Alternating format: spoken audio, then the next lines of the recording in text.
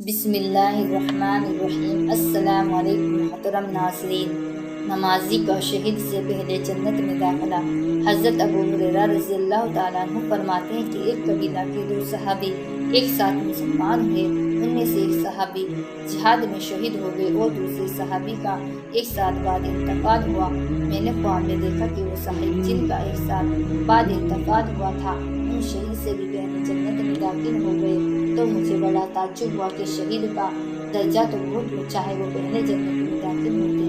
میں نے حضور صلی اللہ علیہ وسلم سے خود عرض کیا یا کسی اور نے عرض کیا، تو حضور صلی اللہ علیہ وسلم نے ارشاد فرمایا کہ جن صاحب کا بعد میں انتقال ہوا ان کی نیکیاں نہیں دیکھتے کتنی زیادہ ہو گئی۔ ایک رمضان مبارک کے پورے روزے بھی ان کے زیادہ ہوئے اور 6000 اور اتنی رکعتیں نماز کی ایک سال میں ان کی بڑھ گئی۔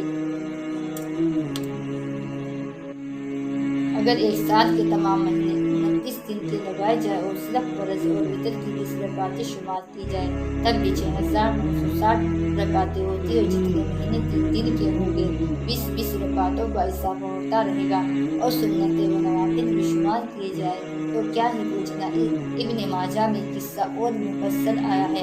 اس میں حضرت طلحہ جو خواب دیکھنے والے ہیں خود بیان کرتے ہیں کہ ایک قبیلہ کے دو آدمی حضور صلی اللہ علیہ وسلم کی خدمت میں ایک ساتھ آئے اور اکٹھے ہی مسلمان ہوئے۔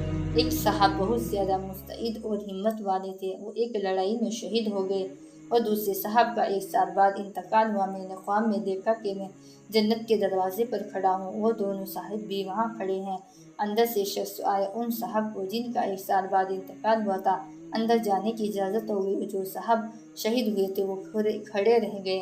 تھوڑی دیر بعد پھر اندر سے شخص آئے، ان شہید کو بھی اجازت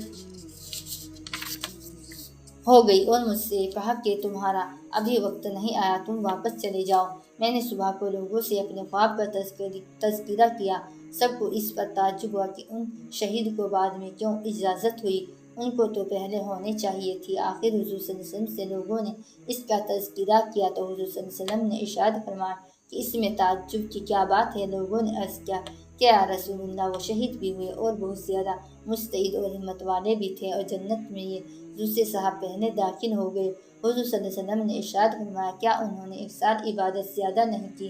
عرض کیا بے شک کی۔ ارشاد فرمایا کیا انہوں نے پورے ایک رمضان کے روزے ان سے زیادہ نہیں رکھے؟ عرض کیا گیا بے شک رکھے۔ ارشاد فرمایا کیا انہوں نے اتنے سجدے ایک سال کی نمازوں کے زیادہ نہیں کیے؟ عرض کیا گیا بے شک کیا۔ حضور صلی اللہ علیہ وسلم نے فرمایا پھر تو ان دونوں میں آسمان زمین کا فرق ہو گیا۔ اس نوع کے قصے کئی لوگوں کے ساتھ پیش آئے۔ ابو داؤد شریف میں دو صحابہ کا قصہ اسی قسم کا صرف 8 دن کے فرق سے ذکر کیا گیا کہ دوسرے صاحب کا انتقال ایک ہفتے بعد ہوا، پھر بھی وہ جنت میں پہلے داخل ہو گئے۔ حقیقت میں ہم لوگوں کو اس کا اندازہ نہیں کہ نماز کتنی قیمتی چیز ہے۔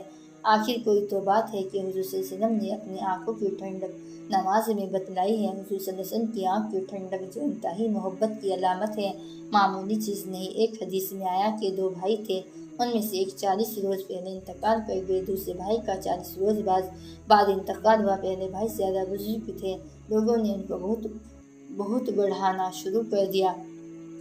حضور نے ارشاد فرمایا کہ تمہیں کیا معلوم ان 40 دن کی نمازوں نے ان کو کس درجہ تک پہنچا دیا ہے؟ نماز کی مثال ایک میٹھی اور گہری نیکی سی ہے۔ جو روز